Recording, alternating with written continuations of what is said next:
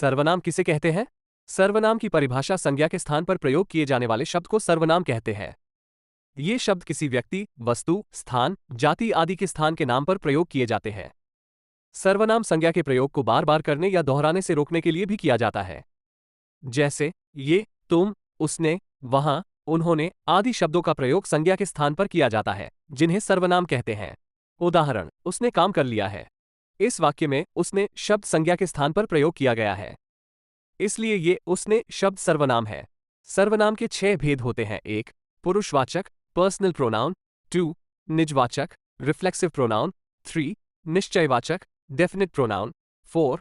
अनिश्चयवाचक, indefinite pronoun. 5. संबंधवाचक, relative pronoun. 6. प्रश्नवाचक, interrogative pronoun. 1. पुरुषवाचक सर्वनाम। पुरुषवाचक सर्वनाम वक्ता और श्रोता तथा किसी अन्य के लिए प्रयुक्त होता है, उसे पुरुषवाचक सर्वनाम कहते हैं। इसमें मैं, वह, तुम आदि शब्दों का प्रयोग किया जाता है। उदाहरण, मैं जा रहा हूं। इस वाक्य में मैं वक्ता के लिए प्रयोग किया गया है, इसलिए इसमें पुरुषवाचक सर्वनाम है। वह खेल रही है। इस वाक्य में वह किसी अन्य के लिए प्रयोग किया गया है, इसलिए इस वाक्य में पुरुषवाचक सर्वनाम है।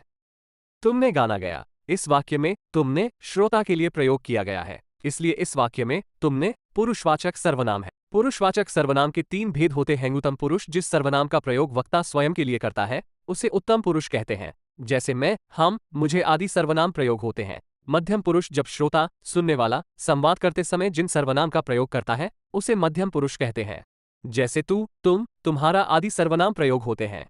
अन्य पुरुष, जब सर्वनाम के शब्दों के प्रयोग से वक्ता और श्रोता के अतिरिक्त किसी अन्य का संबोधन प्रतीत हो तो उसे अन्य पुरुष कहते हैं, जैसे ये, वे, उनका, उन्हें आदि सर्वनाम का प्रयोग होता है। 2. निजवाचक सर्वनाम। जो सर्वनाम तीनों पुरुषों, उत्तम, मध्यम और अन्य, में निजत्व, अपनत्व का बोध कराता है, उसे निजवाचक सर्वनाम कहते हैं।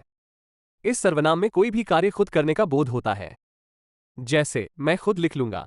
इस वाक्य में मैं उत्तम पुरुष है जो निजत्व का बोध करवाया है, इसलिए इस वाक्य में निजवाचक सर्वनाम है। तुम अपने आप चले जाना। इस वाक्य में तुम मध्यम पुरुष है, इसलिए इस वाक्य में निजवाचक सर्वनाम है। वह स्वयं गाड़ी चला सकती है। उपर्युक्त वाक्यों में स्वयं उत्तम पुरुष है तथा स्वयं शब्द निजत्व का बोध करवाता है, इसलिए इस वाक्य में निजवाचक सर्वनाम है। 3. निश्चयवाचक सर्वनाम। जो सर्वनाम निकट या दूर की किसी वस्तु की ओर संकेत करे और जिसमें कुछ भी कार्य या क्रिया निश्चित हो, उसे निश्चयवाचक सर्वनाम कहते हैं, जैसे ये लड़की है। इस वाक्य में ये शब्द निकट के व्यक्ति को और संकेत के लिए प्रयोग किया गया है, इसलिए यह निश्चयवाचक सर्वनाम है। वह पुस्तक है।